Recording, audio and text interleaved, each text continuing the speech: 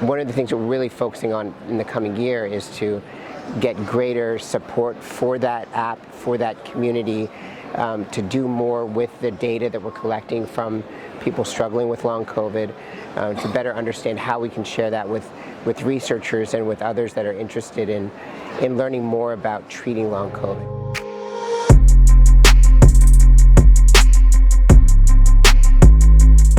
My name is Andrew Rosenberg. I'm founder and CEO of Responsum Health.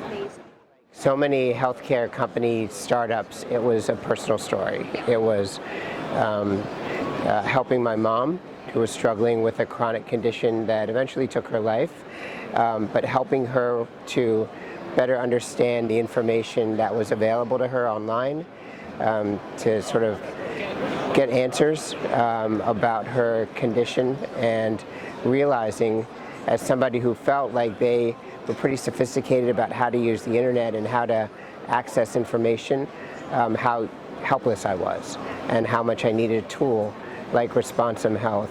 I needed a team to help me make sense of the information that's out there online and to connect me with resources that could help give me answers not just about her condition, not just about the treatments for the condition, but how to live with that condition, how to make the most out of your life when you're struggling with a chronic challenge.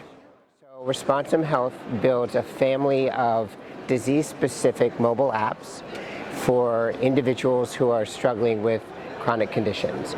And what those apps do is they, first and foremost, they curate the internet. So they essentially replace an ongoing Google search for you.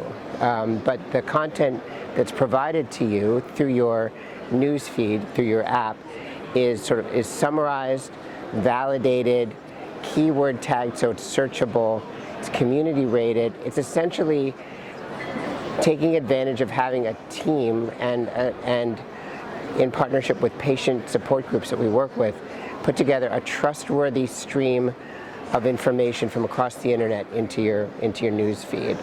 In addition to that, the app also provides community chat, a moderated community chat. So we have thousands of people with your condition that are sharing advice, providing peer-to-peer support, and it's all moderated by our experts. So we're also providing advice and articles and content to try to inform patients, inform individuals with diseases. We really don't refer to them as patients so much. People think of themselves as a patient when you're in the hospital. When you're out of the hospital, you're just somebody who's got a condition and a challenge. And so what we're doing is providing this tool, this sense of community, and then demonstrating, we're really excited about the improvements that we're able to show in patient self-confidence and patient knowledge. So in about a week from today, so we're at the middle of March, we're going to be launching an app in menopause for women with hot flashes. It's a community of millions of women who oftentimes don't feel like they're part of, that they have a condition. They just think that it's normal, and it is normal, but it also is a chronic health challenge. And so we're working with commercial supporter as well as with some medical education providers to offer this free app to millions of women who are struggling with the challenges of menopause and want to get questions answered and want to know how better to live with their new life.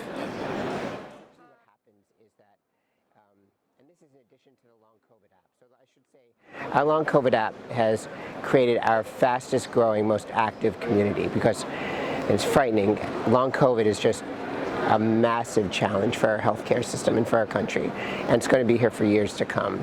And we've already got nearly 5,000 individuals with long COVID who are using our app, who are part of our community, and from whom we're learning an amazing amount of information. And so one of the things that we're really focusing on in the coming year is to get greater support for that app, for that community, to do more with the data that we're collecting from people struggling with long COVID, to better understand how we can share that with researchers and with others that are interested in learning more about treating long COVID. So that's really our number one priority for the coming year. Beyond that, though, we're having conversations with other companies that have therapeutic interest in areas as diverse as oncology and cancer, as well as heart disease and diabetes, and talking with them about building apps like this to help inform, educate, and empower communities of patients that have those therapeutic challenges.